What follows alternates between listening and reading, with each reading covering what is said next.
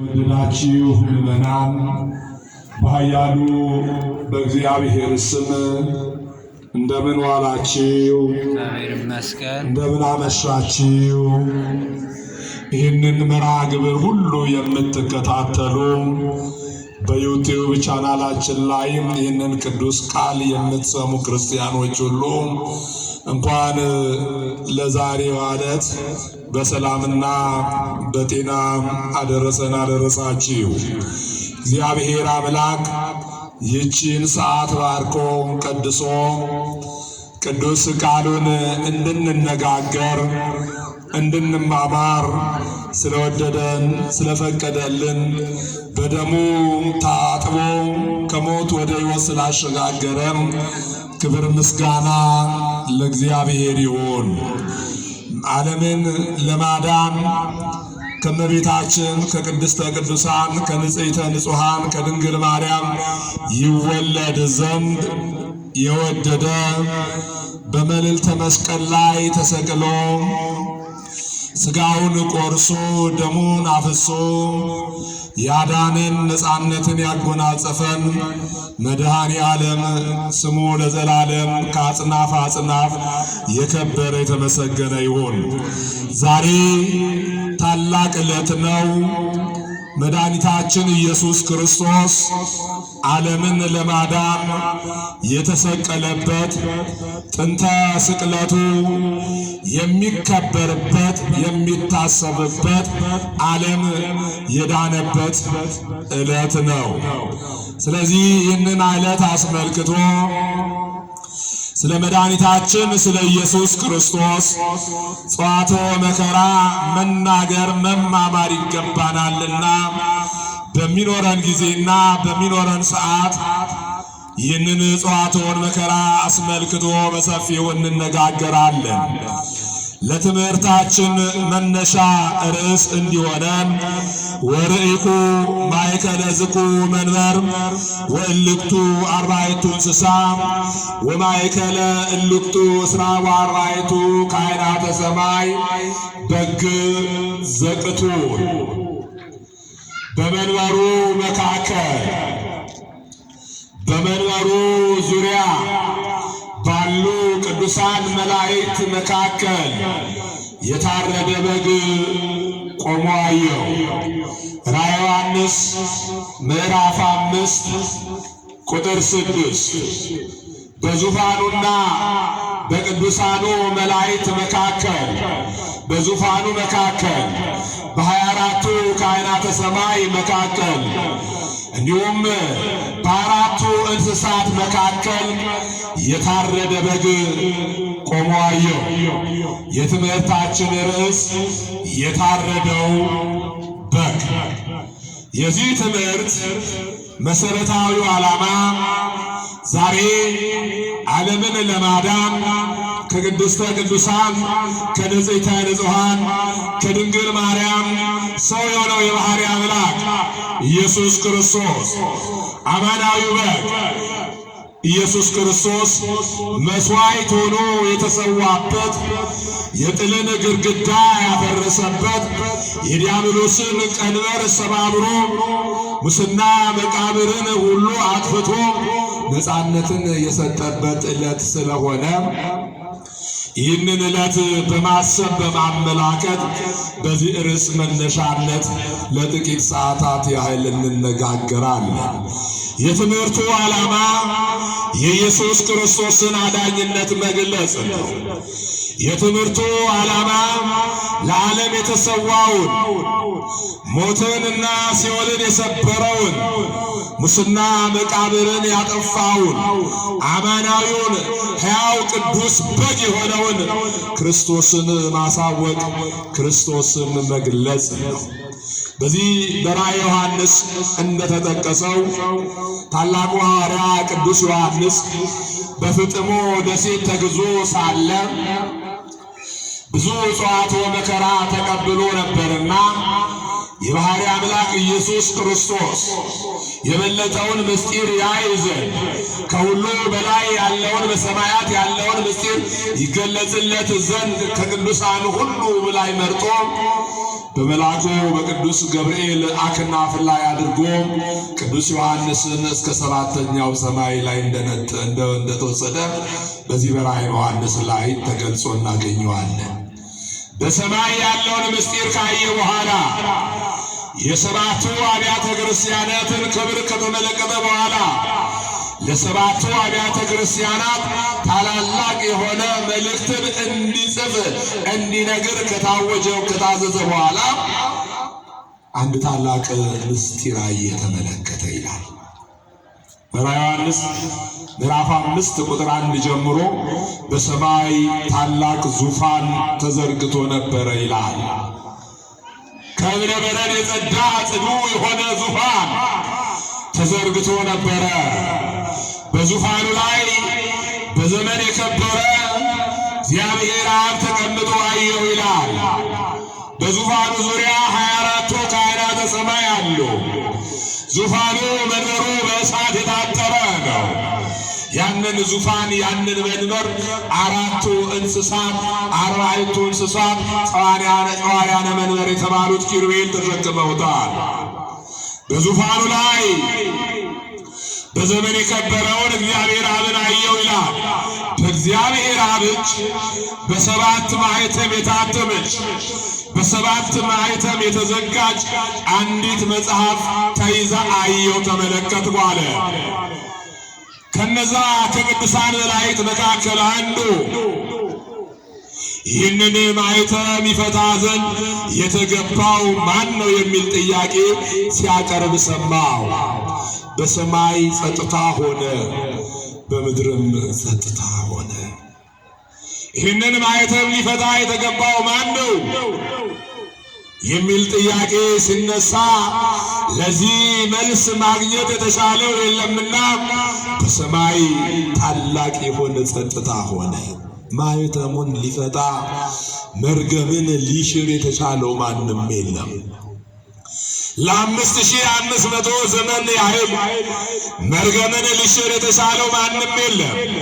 ለ5500 ዘመን ያህል ፍዳን ሊያርቅ ከሰው ልጆች ሊያርቅ የቻለ ማንም የለም። ስለዚህ በሰማይም በምድርም ታላቅ ጸጥታ ሆነ ይላል። በዚህም ጊዜ እነዛ መላእክቱ አለቀሱ።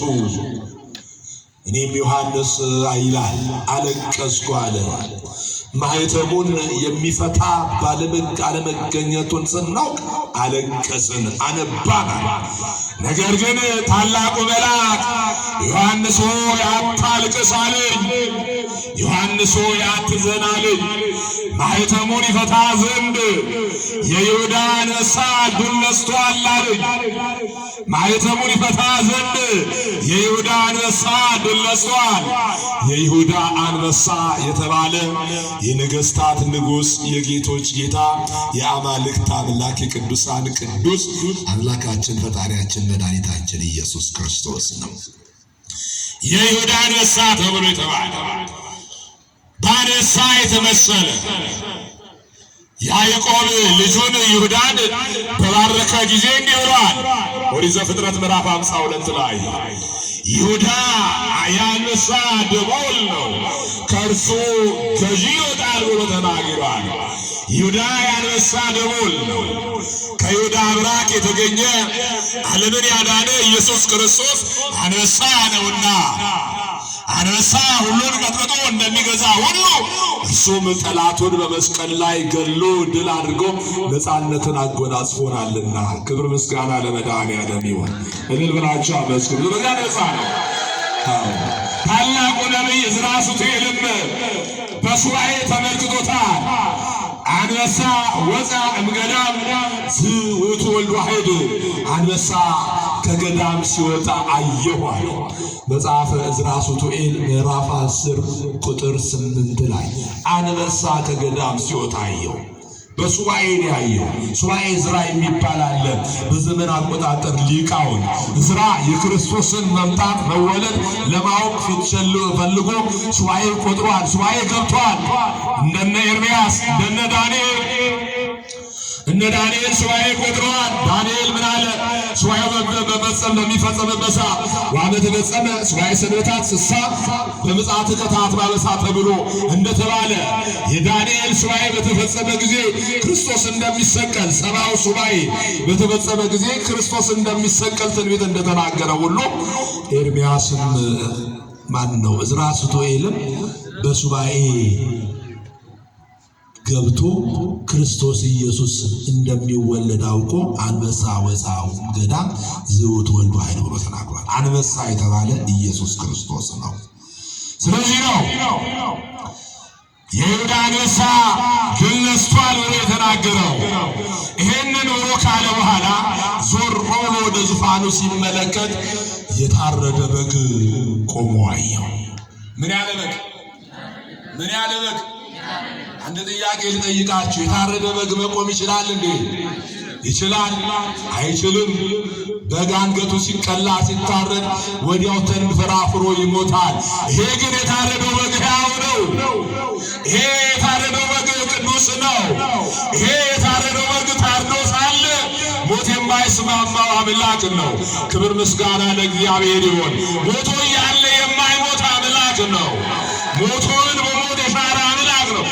የታረደ በግ ቆሞ አንገቱ ተቀልጦ ደሙ እየፈሰሰ ያ በግ ግን ቆሞ አየው ይላል። ይህ ምስጢር ምንድን ነው ብለን ስንል በጉ ማን ነው? በጉ ኢየሱስ ክርስቶስ ነው። ኖ አበጉ ለእግዚአብሔር ዘያትት ኃጢአት አለ። የዓለምን ኃጢአት የሚያስወግድ የእግዚአብሔር በግ ተብሎ የተመሰከረለት በጉ ታርዷል፣ ግን አልሞተም። መስቀል ተሸክሟል፣ ግን አልሞተም። መስቀል ላይ ተሰቅሏል፣ ግን አልሞተም። ሞተ በሥጋ በመለኮት ግን የማይሞት ልብ በሉ። በሥጋ በመስቀል ላይ ሞቷል። በሥጋ በመስቀል ላይ ታርዷል። በመለኮቱ ግን የማይሞት አምላክ ነው። ክብር ምስጋና ለእርሱ ይሁን። ይሄ መለኮታዊ ባህሪው የማይሞት የማይለወጥ መሆኑን ለመግለጽ ታርዶ ያለ ሕያው ሆኖ ቆሞ አየሁ ይላል። ሞተ ዘይመውት ከመ ይሣሮ ለሞት አይደል? ሞትን ይሽረው ዘንድ የማይሞተው ምን አለ? ሞት የማይስማማው ሞተ በሥጋ ወሐይወ በመንፈስ እንዳለ። ስለዚህ የሚሞተው ሕያው ነው። ዛሬ ልክ 9 ሰዓት ላይ ነፍሱን ከሰጠ በኋላ ዮሴፍና ኒቆዲሞስ ከመስቀል አውርደው ገንዘው ሲገንዙት ዓይኑን ግልጥልጥ አደረገባቸው። ሞቶ እያለ ግን ዓይኑን ገልጦ አናገራቸው። ያው ነውና ኦ ዮሴፍ ወኒቆዲሞስ ለምን ትገንዙኒ ከመ ሩቅ ብእሲ፣ ዮሴፍና ኒቆዲሞስ ሆይ እንደ ሩቅ ብእሲ ለምን ትገንዙኛላችሁ አላቸው። ምን ብለን እንገንዝ አሉት? ቅዱስ እግዚአብሔር ቅዱስ ኃያል ዘይመውት የማይሞት የማይለወጥ ቅዱስ እግዚአብሔር በሥጋ ከድንግል ማርያም የተወለደ በዮርዳኖስ የተጠመቀ በመስቀል ላይ የተሰቀለ የሞት የተቀበረ ሞትን ድል አድርጎ የተነሳ እያላችሁ ገንዙኝ አላቸው። እንዲህ እያሉ ገንዘውታል። ያው ሆኖ ሲናገር የታረደው በግ ቆሞ አየው። የታረደው በግ መከራ የተቀበለው በግ የዓለማት ፈጣሪ የዓለማት አምላክ ኢየሱስ ክርስቶስ በአይሁድ ዘንድ የታረደ በ30 ብር የተሸጠ በግ፣ በ30 ብር በይሁዳ አማካኝነት ለመከራ ተላልፎ የተሰጠ በግ። ኢሳይያስ እንዲህ ብሎ የተናገረለት በግ እንደሚታረድ በግ ተነዳ፣ በሸላቶቹ ፊት ዝም እንደሚል ዝም አለ። እሱ ስለኛ መከራ ተቀበለ፣ እሱ ደዌያችንን ተሸከመ። ወጾረ ሕማምነ ወነሣ ደዌነ ወጾረ ሕማምነ፣ ደዌያችንን ተሸከመ፣ መከራችንን በእኛ ላይ ተሸከመ። የአዳም መከራ የአዳም በደል በእርሱ ላይ ሆነ። በኦሪት ዘሌዋውያን ምዕራፍ 19 ላይ የመስዋዕት በግ በየዓመቱ የሚሰዋ አንድ ለመስዋዕት የሚቀርብ በግ አለ። በኦሪት ዘመን የኃጢአት ስርየት ቀን የምትባል ቀን አለች። በዛች በኃጢአት ስርየት ቀን ሊቀ ካህኑ የተሾመው ሊቀ ካህን ሕዝቡ ሁሉ ይሰበሰባል። አንድ ቀንዱ ያልከረረ ፀጉሩ ያላረረ ጥፍሩ ያልዘረዘረ በግ ይቀርባል። ከዛ በኋላ ሊቀ ካህኑ በበጉ ላይ እጁን ያሳርፋል። ይሄ ማለት ምን ማለት ነው? የሕዝቡን ሁሉ ኃጢአት ያ በግ ይሸከማል። የሕዝቡን ሁሉ ኃጢአት ያ ንጹሕ የሆነ በግ ኃጢአት ሳይኖርበት ኃጢአት በደሉን ይሸከማል። ስለ ሕዝቡ ኃጢአት ይታረዳል። ስለ ሕዝቡ ኃጢአት መስዋዕት ይሆናል። የዛን የበግ ደም ይዞ ወደ ቅድስተ ቅዱሳኑ ይገባል። የዛን የበግ ደም ይዞ መቅደሱን ይረጫል። የዛን የበግ ደም ይዞ ዙፋኑን ይረጫል። የዛን የበግ ደም ይዞ ለመስዋዕት ወደ እግዚአብሔር አብ ያቀርባል። እግዚአብሔር አብ የዛን የበግ ደም ያው መስዋዕት ተቀብሎ ሕዝበ እስራኤልን ይቅር ይላል፣ ይምራል። በበጉ ደም ምሕረትን ያሰጣል። የበጉ ደም የባርነትን ቀንበር ይሰብርላቸው ነበረ። በሐዲስ ኪዳን ለአንዴ ለዘላለም የሚሰዋ በየዓመቱ ሳይሆን ለአንዴ ለዘላለም የሚሰዋ ሕያው በግ ከሰማይ ወረደ። ከሰማይ የወረደው በግ ኢየሱስ ክርስቶስ ነው። ከሰማይ የወረደው በግ ለአብርሃም በአምሳል የታየው በግ ኢየሱስ ክርስቶስ ነው። ያ በግ ይታረድ ዘንድ በጲላጦስ አደባባይ ላይ ለፍርድ ቆመ። በምሴተ ሐሙስ ብዙ ጽዋዕት መከራ ሲያደርሱበት ከቆዩ በኋላ ሌሊቱን በሙሉ ሲገርፉት ካደሩ በኋላ በዕለተ ዓርብ በዛሬው ቀን በነግ ወደ ሊቀ ካህኑ ይዘውት ሄዱ። በሊቀ ካህኑ ሸንጎ ፊት ለፍርድ ቀረበ ይላል። በሊቀ ካህኑ ሸንጎ ፊት በፍርድ አደባባይ ቀረበ ይላል። ዚአቤ ካህናት ኢየሱስ ክርስቶስ በሊቀ ካህኑ ፊት ቆመ። ሊቀ ካህኑ ሊፈርድበት፣ ሊቀ ካህኑ የሞት ፍርድ ሊያወርድበት በሊቀ ካህኑ በቀያፋ ፊት ቆመ። ቀያፋ ሰዓሬ ሰንበት አለው። ሰንበትን የሚሽር አለው እግዚአብሔር ሰንበት የሰንበትን ጌታዋን ኢየሱስ ክርስቶስን ሰንበትን ሻረ አለ። ክስ ቀረበበት። ያ ለ38 ዓመት ያህል ከአልጋ ቁራኛ ተጣብቆ የኖረ ተንስ ወድሳ አራተከ ተብሎ የዳነው በሽተኛ ለሰንበት ሰዓሪ ምስክር ሆኖ ሰንበት ሽሯል ብሎ በሱ ላይ ሊፈርድበት ባዳነው ፈንታ ምስክር ሆኖ ቀረበ። የሐሰት ምስክሮች ቀረቡ። በሐሰት ተመሰከረ፣ በሐሰት ተወነጀለ። የሊቃነ ካህናቱ የነ ሄሮድስ ፍርድ ፍጻሜ አልሰጠውምና ከ12 ሰዓት ጀምሮ እስከ 3 ሰዓት ድረስ ሲገርፉት ቆዩ። 6666 አለንጋ ገረፉት። ስጋው ተቆርሶ አጥንቱ ተቀስቅሶ እስኪያልቅ ደሙ እስኪፈስ ድረስ እስኪንጠባጠብ ድረስ ስጋው ከግንድ ጋር አስረውና ገረፉት። አስረው ገረፉት ይላል። ጀርባውን ለግርፋት ሰጠ። ከግንድ ጋር አስረው ገረፉት። የነቢዩ የዳዊት ቃል ይፈጸም ዘንድ ጀርባዬን ለግርፋት አሳልፌ ሰጠሁ እንዳለ አጥንቶቼም ተቆጠሩ እንዳለ አጥንቱ እስኪቆጠር ድረስ ጀርባው ተተልትሎ ተገረፈ። የማይታሰረው ታሰረ።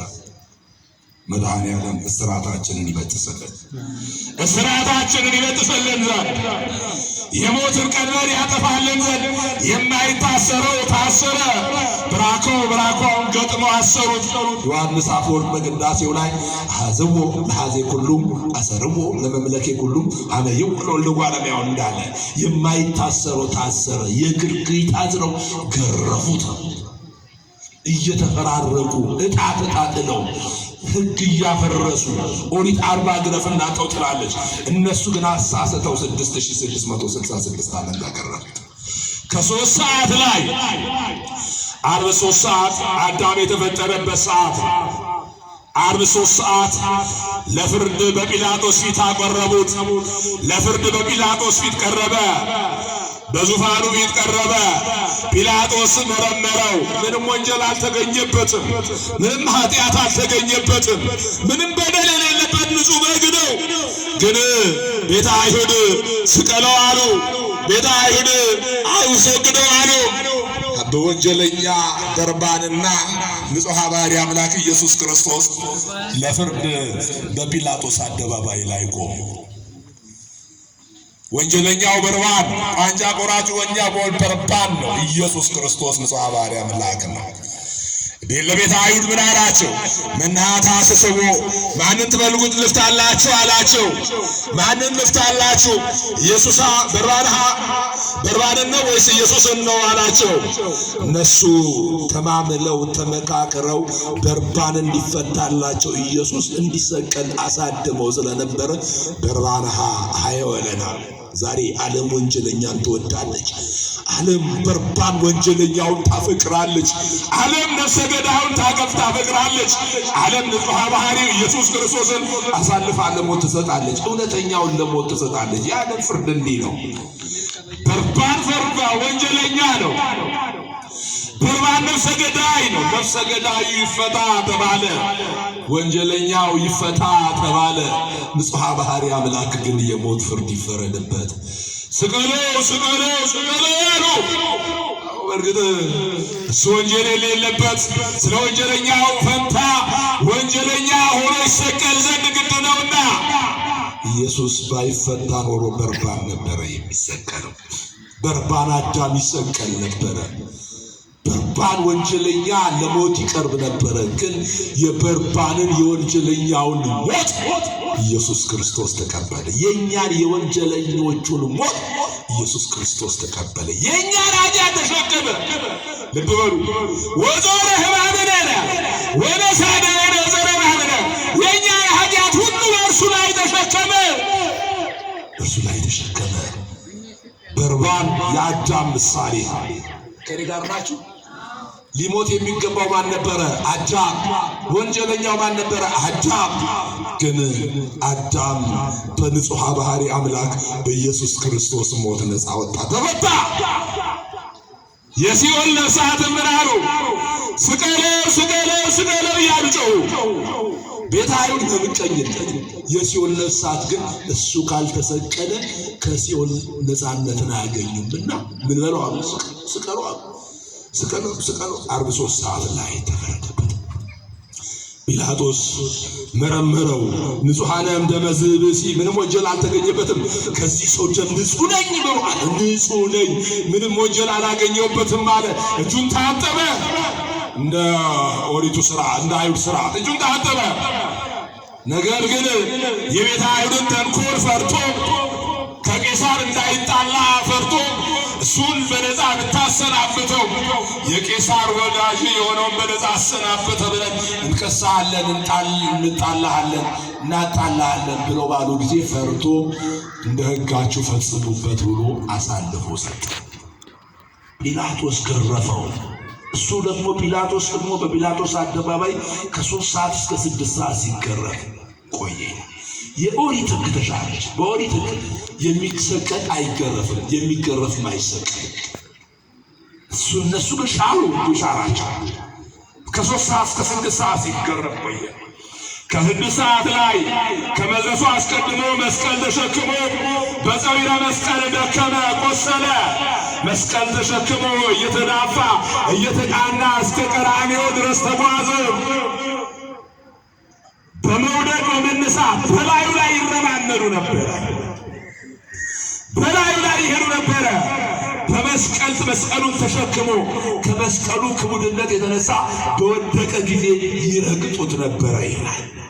ከፊት ያሉት ቶሎና ሰዓት ይደርስብናል፣ ዓርብ ልትገባብን ነው ቶሎና እያሉ በገመድ ሲወትቱት ፍግም ብሎ በፊት ለፊቱ ሲወድቅ፣ ከኋላ ያሉት ደግሞ ምን ያስቸኩልሃል ገና ብዙ ጸዋቶ መከራ ይደርስብሃል እያሉ ወደ ኋላ ሲስቡት ወደ ኋላ ሲወድቅ ፊቱ በደም አባላ ተበክሎ ስጋው ተቆርሶ ከፀዊረ መስቀሉ ክብደት የተነሳ መሸከም አቅቶት ወደቀ።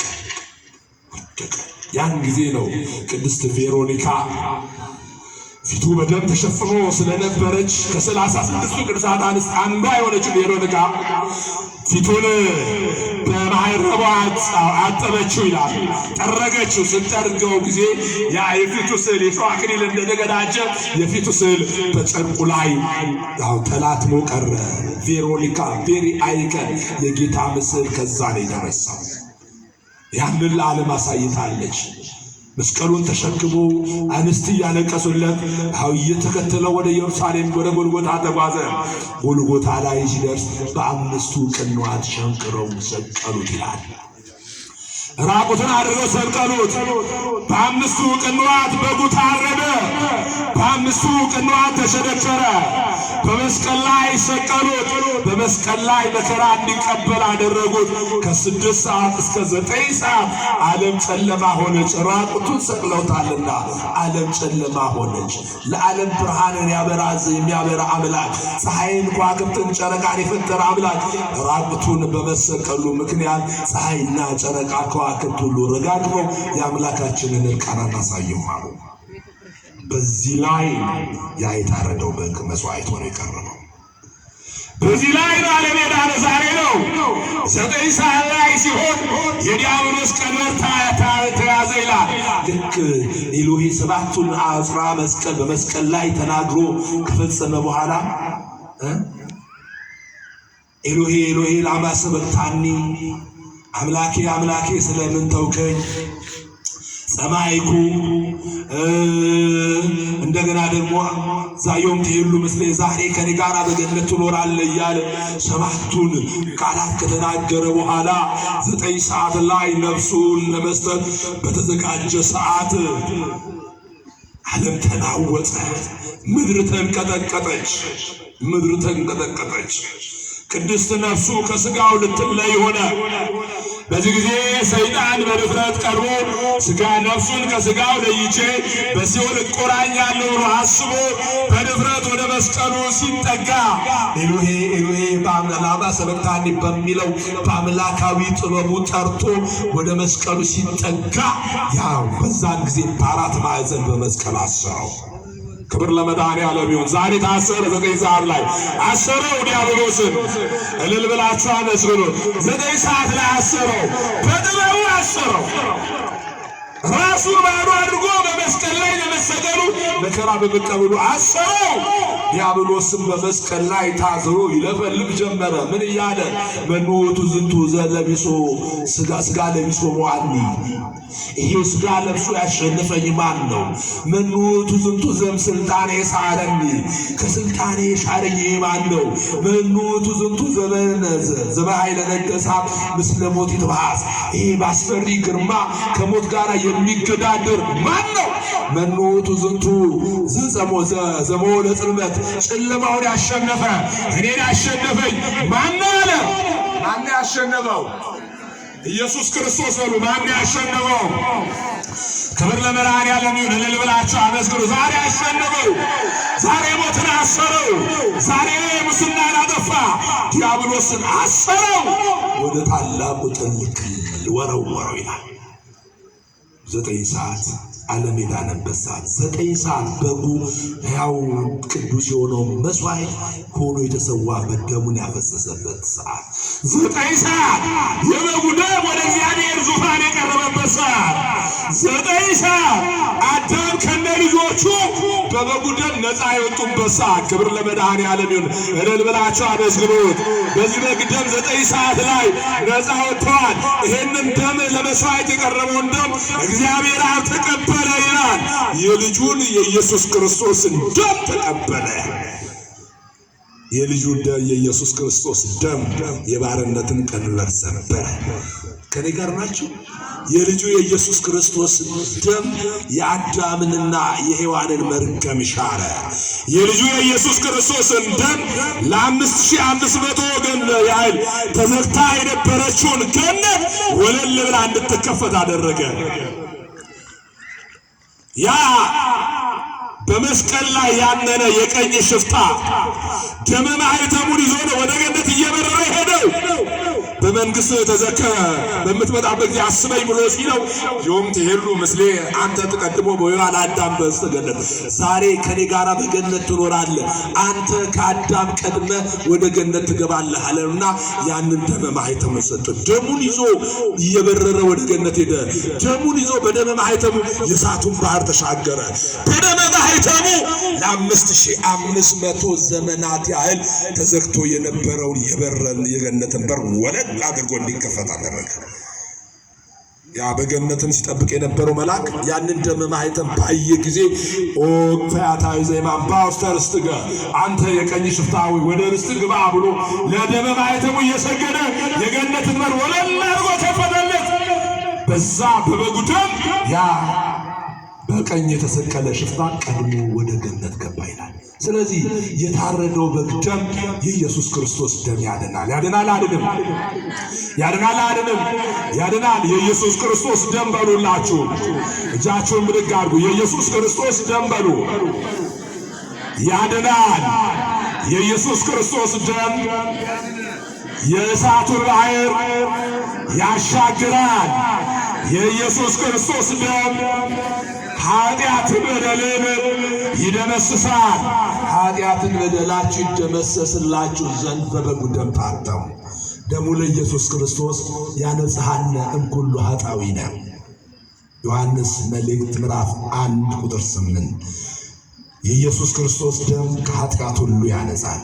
የአዳም ኃጢአት የአዳም በደል የነጻው በዚህ በአማናዊው በታረደው በግ ነው። ታዲያ በጉ ወደ እግዚአብሔር ዙፋኑ ቀረበና ያችን ማኅተም ደሙን አሳይቶ በደሙ ገዛ ይላል። ደሙን አሳይቶ ከእግዚአብሔር አብ መጽሐፏን የታተመችው መጽሐፍ ተቀበለ። 7ቱን ማኅተም ተተረተረ ይላል። መላእክቱ ምን አሉ? ታርደሃልና ላንተ ምስጋና ይገባሃል፣ በደምህ ሕዝብን አሕዛብን ገዝተሃልና መጽሐፍ ማኅተሙን ትፈታ ዘንድ ይገባሃል። ማኅተሙን ምን ትል ዘንድ በጉ ማኅተሙን ይፈታ ዘንድ ይገባዋል አይገባውም? ክብር ለመድኃኔዓለም ይሁን። ይገባዋል። ማኅተሙን ትፈታ ዘንድ ይገባሃል። ታርደሃልና ለአንተ ምስጋና ይገባል። ሁላችሁም በሉ ታርደሃልና በሉ።